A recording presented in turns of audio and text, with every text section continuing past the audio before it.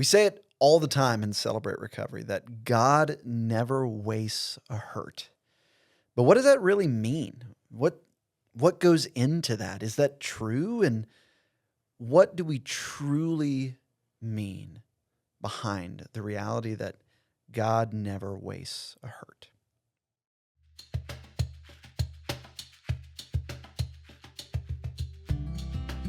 Recovery can be hard, but it's worth it. There is hope knowing we can find healing one step at a time with Jesus and healthy community. Whether you're struggling with a hurt or a hang-up or a habit, you're not alone. During this podcast, we share real stories, practical tools, and powerful truths that inspire you to keep moving forward. No matter where you are on your journey, there's hope ahead. So stick with us as we walk this path together through Celebrate Recovery.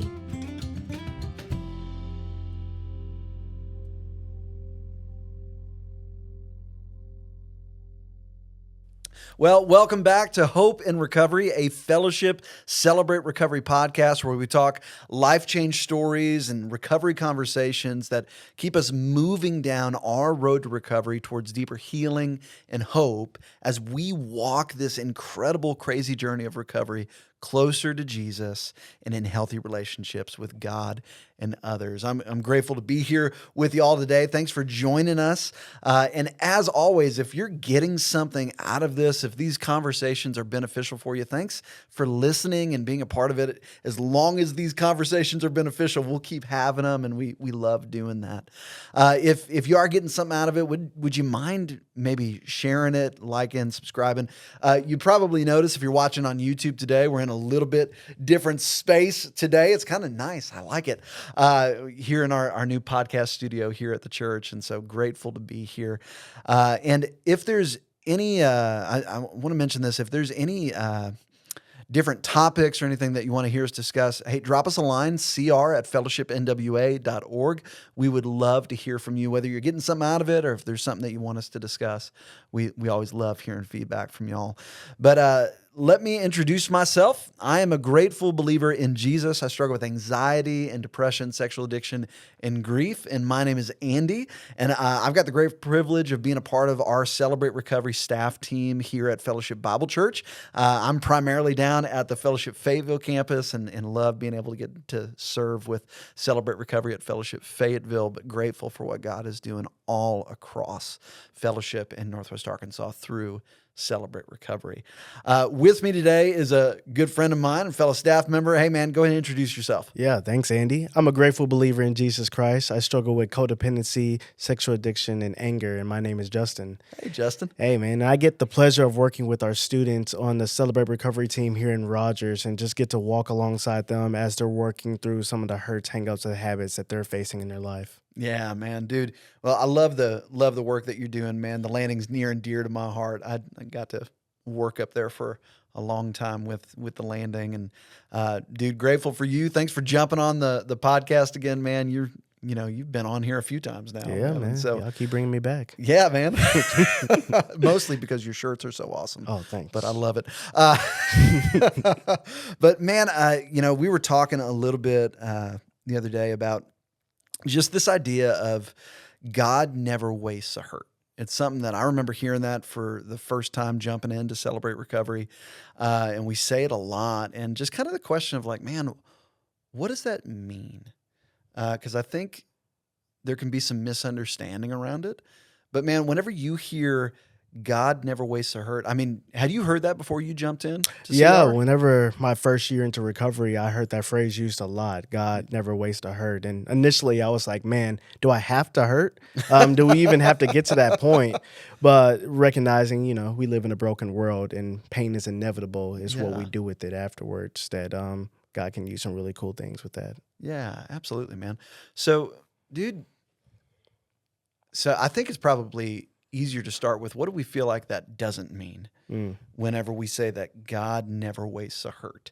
Have you had conversations with people where they might be latching on to something that maybe isn't quite what we're meaning by that phrase? Yeah, I can think of some times whenever people will take that phrase and say, oh, pain is necessary in order to make it happen. And so I'm going to initiate it, or I'm going to create some hardship in order for that to happen. And that's not necessarily true. We don't have to go looking for trouble. Yeah. We already live in a broken world. And so it's not I'm going to go seek it out. It's we have to prepare ourselves for whenever it does come, you know? Yeah, absolutely. Yeah, and it's also not that like just because God never wastes a hurt, that doesn't mean that that the hurt itself is good. Hmm. Like especially as I think through like there's a lot of folks that have abuse as a part of their story. Yeah. And and I've had forms of that in my story too. And when I think about my uncle exposing me to pornography when I was 8 years old, Mm-hmm. like that phrase that God never wastes a hurt, it doesn't mean that experience was like a good thing. It doesn't mean that the ways that others have harmed us is something that we need to celebrate. Mm-hmm. But it means that God can use it no matter what it is. Yeah. Yeah. And so, man, what do you feel like that phrase has meant to you, that God never wastes a hurt?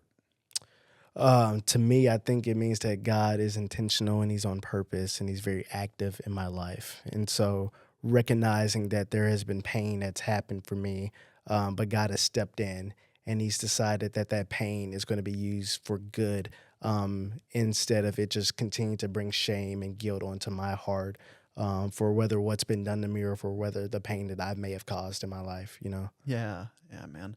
So, like, let's talk about the biblical like roots of that. Like, is that a true statement that God never wastes a hurt? And like, where do we even get that from, man? Does anything come to your mind on that?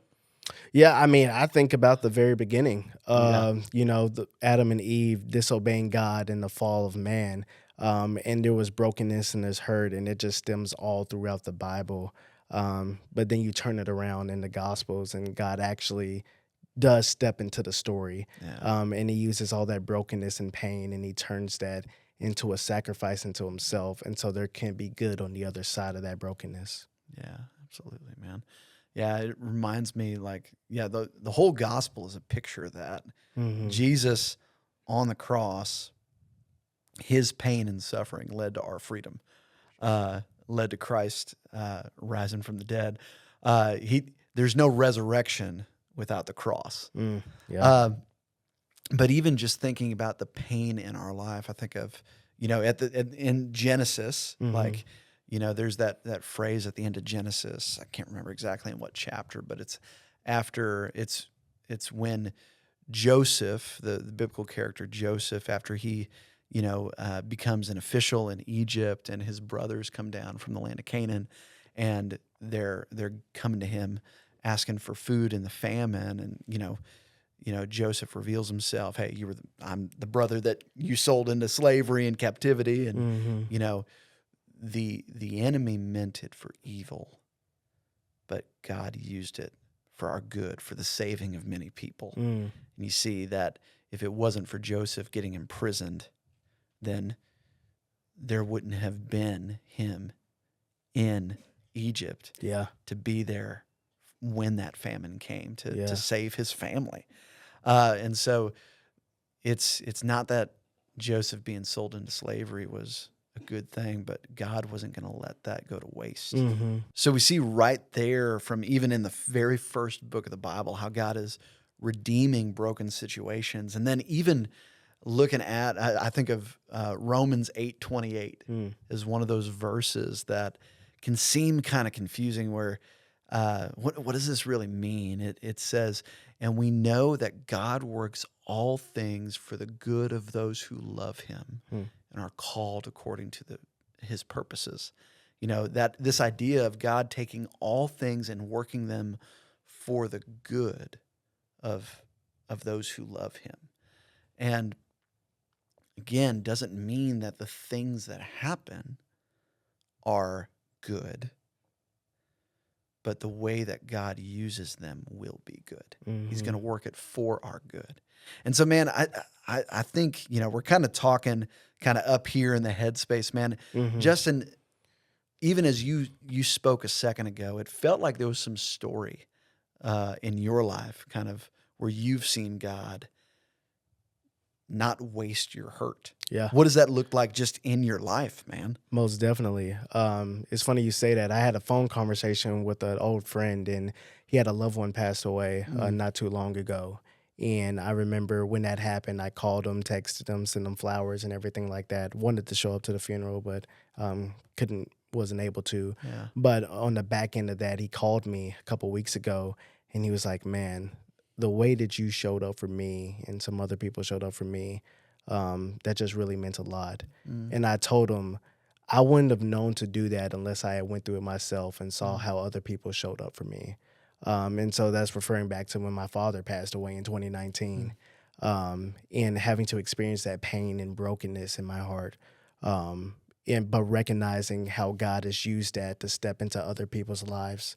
I've sat in a lot of circles where other people have felt that same pain, and I can empathize with them Yeah. and tell them that there's hope on the other side.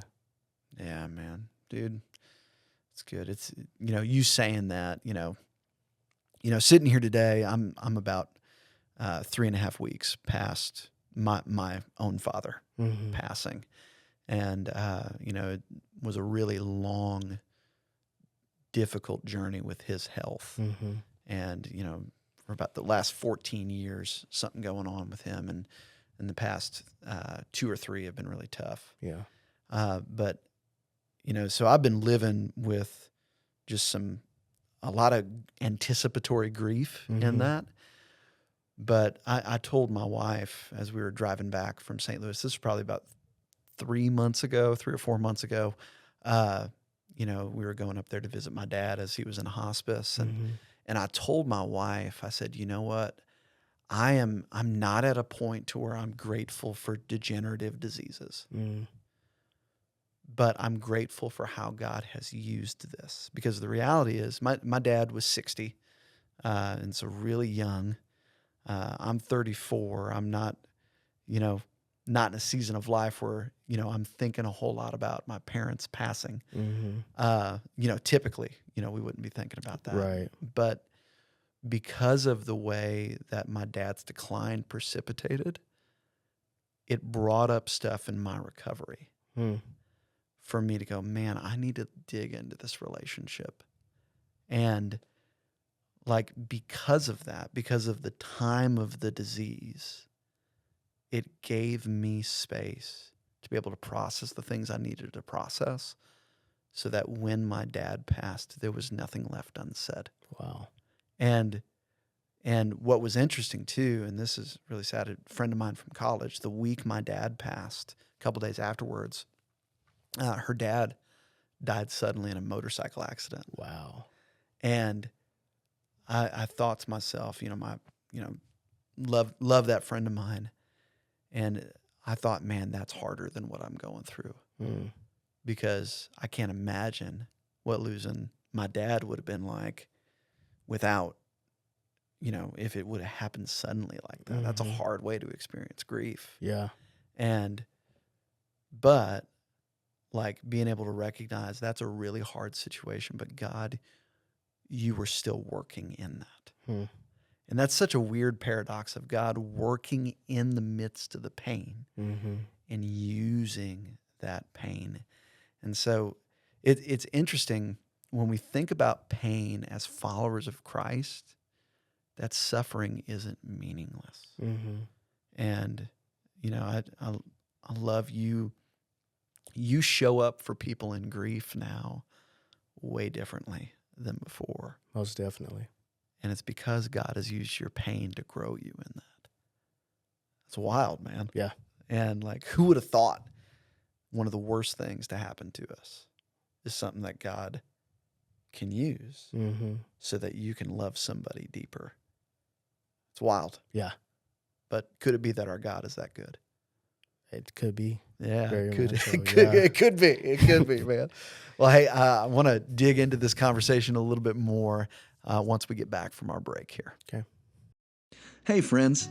You might be wondering if Celebrate Recovery is for me. One of the things that is pretty common to think is that Celebrate Recovery must only be for people who struggle with drugs or alcohol. But that couldn't be further from the truth. In fact, out of all the people who attend Celebrate Recovery around the world, over 2/3 of them come in for an issue other than drugs or alcohol. Some of the reasons someone might attend Celebrate Recovery are for codependency, anger issues, sexual addiction, being an adult child of family dysfunction, eating disorders, struggling with effects of abuse, or maybe mental health issues. And that's just to name a few. We truly believe that everyone can benefit from Celebrate Recovery. If there's an issue in your life that's holding you back or causing you pain, Celebrate Recovery is for you. Every Friday night, we have Celebrate Recovery meetings at Fellowship Fayetteville and Fellowship Rogers. 6 o'clock, we have a great meal and a time of connection with other brothers and sisters in recovery. And then we have our large group meeting at 7, followed by our open share groups at 8. It's the same schedule on both campuses, different teachers, different worship teams, but the same great experience. And we would love for you to join us this Friday night. It is never too late to start or start over again. For more information, check us out at fellowshipcr.org. Well, hey, we're back talking about what does it mean for God to never waste the hurt in our life. And, Justin, appreciate your story and, kind of putting some skin on this for us, in just really recent form with it. And as we're talking about this idea of God never wastes a hurt, I think what it kind of reveals is that our pain isn't meaningless. Hurt doesn't, when it happens in our life, God is going to use that for us. And I think I'd love to talk through a couple passages with you that kind of, and ideas in there of pain, what it does for us. I think first one that I'm thinking is how pain in our life, hurt in our life, it becomes purpose for us. And I think this is so much about what we talk about in Celebrate Recovery. 2 Corinthians, the beginning of 2 Corinthians, chapter 1, verses 3 and 4, it's somewhere along the lines of this, thanks be to God our Father, our comforter, who comforts us in all of our afflictions so that we can go and comfort others, man. How have you seen God? And you talked a little bit about that, but in recovery, man, how have you seen God use your pain or shame or mistakes to actually bring comfort to others, man? Yeah, I think that there's a level of understanding that it's normal, and I didn't really understand that. When I say it's normal, I mean by the pain that I was feeling and the shame. And once I started getting around other men that were experiencing the same thing and sharing it with one another, all of a sudden I didn't feel alone anymore. God was actually using community to bring me closer to Him, to say that you're not the only one that's going through this, and I'm helping him. You're seeing the work that I'm doing in him. I can do the same for you. Yeah, that's so good, man. I think about one of the things that my sponsor has told me before is that there's two different kinds of lights in this world. First type is a spotlight, where it shines on. Hey, look at my example. It's stellar. I'm rocking it. Emulate me. And then he said the other one is a lighthouse, which the purpose of a lighthouse is to say, danger, rocks, stay away. You're going to wreck your ship. And he's often told me, he's like, man, I am so grateful to be a lighthouse for people. Wow. And like, I think I resonate with that. You know, I think in Life's Healing Choices, it's a great book. If you haven't read it, I'd highly recommend it. Life's Healing Choices, it goes over the 8 principles of Celebrate Recovery. And in the last part of it, the author, Pastor John Baker, said somewhere along the lines of, your greatest platform for ministry, for encouraging others, for helping others, is not going to be found in your strengths. It's going to be found in your weaknesses, which means it's going to be our pain, our shame, our mistakes that God is actually going to use to recycle into somebody else's life. And that actually becomes purpose. I know I've found that for me, like, you, as you're in the landing, man, like, Have you seen? How have you been surprised how God has used you, man? Oh man, I think that especially going into the landing, like I'm a broken person going in there, but it has a little bit of healing, and it's like, man, I want to invest in that student. I remember growing up, I didn't really have a safe place to be honest with the things I was struggling with, and so for me to be able to turn that around and actually be that person, that a safe adult that I'm sitting across from that student and saying like, I understand and I see you and I know you, man, what it does for that student to say, man, this person sees this part of me and I'm not rejected. I'm not being, in a sense, disciplined, but it's Mm, like I'm being accepted and loved. That changes so much in their posture. And all of a sudden, when they come back the next week, they have their head up high, or it may not be the next week. It may be a couple months down the road.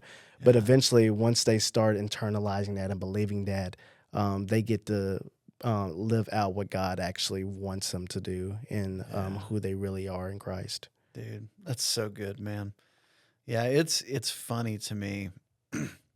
If you would have told me 11 years ago that I'd be talking on a podcast about how I used to struggle with pornography and like I'd be open about that, like there ain't no way. Yeah, Ain't no way. But now it's one of my favorite things to sit across the table from a guy who's struggled in a way that I've struggled. hmm, And to be able to go, man, I've been there. Like my story is on full display. yeah, Learn from my mistakes. It's a cool feeling. yeah, It's freeing. It's awesome. So pain, it becomes our purpose. Could it be that God's going to use some of the most uh, awful things that we've gone through in life hmm, to give us a message that points to His grace? See Him doing it in my life, man. Here's another thought that I have. Pain deepens dependence. Think of 2 Corinthians 12:9. It's a great passage. It's one we talk about a lot in Celebrate Recovery. It's, uh, Jesus is talking to the Apostle Paul where he says, my grace is enough for you, for my power is made perfect in weakness. Paul goes on to say, therefore, I'll boast all the more gladly about my weaknesses, hardships, persecutions, insults. Why? For when I am weak, then I am strong. How does that apply to our pain, man? man. It. I'll just give an example. Yeah. Back to whenever my father passed away. I knew going into that Mm, I wasn't going to be able to handle it on my own. Dealing with all the funeral things and just like my mom and sister and trying to support them, I was like, this. I didn't even try. It was yeah. too heavy for me to handle. And so I remember the dependence that I had on on the Lord during that time just grew even more. And what ended up happening is the Lord caught me in that. Mm, And it was because I surrendered. And in that time, I surrendered pretty quickly, in that sense. And there's been times in my recovery where I haven't. It's taken a while. There's been some nights where it's like that phone feels really heavy, for me to reach out to someone, or like me getting on my knees and asking God for help. That seems really hard and daunting and feels like a mile away. But recognizing whenever I do show my weakness, God shows up in tremendous ways. yeah, man. Well, and there's nothing like pain to drive desperation. Hmm. And, I think about Jesus in John 15:5. He says, I am the vine, you are the branches. If you abide in me, you will bear much fruit. And then he says, apart from me, you can do nothing. And it's interesting. One of my biggest things that I had to learn and have to keep learning in my life is that, and in my recovery, is that I'm powerless. Hmm. Meaning that under my own strength, I am powerless to recognize or to change things in my life. I'm powerless to recognize a lot of times the dysfunction that's going on in my life. But there's something about pain that puts a lot of things into perspective. Hmm. It's not a fun thing to go through, but pain helps us to realize who holds all the power. Yeah. Because pain feels so powerless.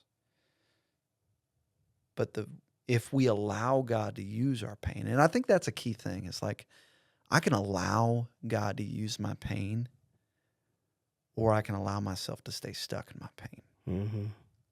But if I allow God to use my pain, it can drive me to dependence on him. It can drive me to the foot of the cross. And I think about that John 15:5, where Jesus says, apart from me, you can do nothing. Fun fact, that book of John was written in Greek. Mm-hmm. And so you know what that Greek phrase for nothing means? Tell me. No thing. Like not a thing. Like nothing. Hmm. It's a terrible dad joke, I know. But No thing. no thing, not a thing. It means nothing. Like apart from me, you can do nothing. And what an incredible God that we have, that he can use pain to draw us deeper to him. Mm-hmm. And could it be that in our weakness, God's strength is made perfect? Yeah. Man, that's cool, man. All right, last one here. Last one. Pain produces growth. That's a weird one, man. Dude, grab your phone. Look up James chapter 1, 2 through 4. James chapter 1, verses 2 through 4. This is such a good passage. There's such a unique dynamic between hardship and the way that deepens us. And so read those verses out. Yeah, I got you. Count it all joy, my brothers, when you meet trials of various kinds, for you know that the testing of your faith produces steadfastness, and let steadfastness have its full effect, that you may be perfect and complete, lacking in nothing. Man, let steadfastness have its full effect. That was in a translation, the ESV translation. When you look at it in the NIV, it says this in verse 4, let perseverance finish its work, Mm-hmm. so that you may be mature and complete, lacking in nothing. Like, pain has a way of just leaning in to us. Mm-hmm. And we can allow that pain to do something in us. Man, you recently got married. I right? did, yeah. Is that going well? You like? Man, it's been a dream. You have to ask her on the other side how she feels, but I've been loving every day of it. Yeah, man, I love it. Well, dude, what's interesting is pain pops up in a lot of different ways. One of the things we've been talking a lot on this is just grief, the loss of our fathers and stuff, Mm-hmm. man. But we have pain in, the choices that we make and the struggles that we have, pain in grief and loss, but there's also pain in changes of seasons. Most definitely. Yeah. And so have you experienced that in this season of marriage? Yeah, I really have. And a month into us getting married, we were married for 1 month, and I went ahead and broke my ankle. You want to talk about some pain? Well, I'm laughing because we were going to have you on the podcast the very next day. Oh yeah, we were. Yeah. In the voicemail I got from you, man, I'm heading to the ER, man. I'm not going to make the podcast. I'm not going to make the podcast. tomorrow. I'm I think sorry. I broke something. Yeah, but I broke my ankle, and it was crazy because during that season, you want to talk about growth. I had to learn in that season how to depend on others and on God more. I had caught myself in a sense of pride of I can do it myself, and it's easy to get trapped in that and entangled, but I got slowed down, and God used that pain to say, I want you to get closer to your wife, and I want you to depend on me in that season. And so on the other side of it, I can understand now that I need to depend on God more. And I've grown in a way to understand how to lean into him more in those difficult situations and seasons and say, I can't do it all by myself. I got to lean on him. And so that's just a fresh example stepping into marriage, man. Dude, as you're speaking there's something that's hitting me of like, man, pain slows us down. Pain forces us to recognize our limits. Mm-hmm. pain forces us to the decision of, are we going to let others care for us or not? Mm. Pain puts in perspective who really is in control and what we don't have control over. Mm. And the question is are we going to let God use our pain? Because I think that phrase, going back to the whole heart of this conversation, God never wastes a hurt. That is true. I mean, you know, we've talked about a handful of scriptures, man, but like God will not waste the hurt in our life. God never wastes a hurt if we let him into the pain. Mm-hmm. And so, man, we're coming up on our time together here, and I wonder, man, could you take a second here and speak to somebody maybe who's listening or watching right now, and maybe they're hesitant to let God into the pain? What would you say to them? Yeah. I would say to that person that understanding that God can never waste a hurt, but I sure have and can. And it's not until you actually let God into that. And what's scary is there's a piece of control there. I want to grab on to that pain so it can't hurt me anymore, or at least I know what the damage is going to be. But it's something different whenever you release it over to God. And you have to have trust in him, that he's going to turn that into good. And once you do that, though, and recognize what he does, and he keeps showing up for you in that growth, and that dependence starts to come towards God, you understand that he can do so much more than what you can with it. Yeah, man. That's so good, man. That's so good. Well, Justin, this is a rich conversation, man. I always love these. Thanks for jumping on here, man. If you're listening to this right now, man, just want to let you know, if you need a place to allow your pain to be seen, to feel known in that place, and to enter into a process where God takes that pain and recycles it and uses it for good that we never thought possible, we want to invite you into that place. Celebrate Recovery meets every single Friday night at Fellowship Fayetteville and Fellowship Rogers at 7 o'clock. We would love to see you there. We'd love to walk with you. There's nothing that you're walking with that somebody hasn't walked with before. You're not alone. And we'd love to walk with you on that journey. Well, God bless y'all. Justin, thanks for being here, and we'll catch y'all next time.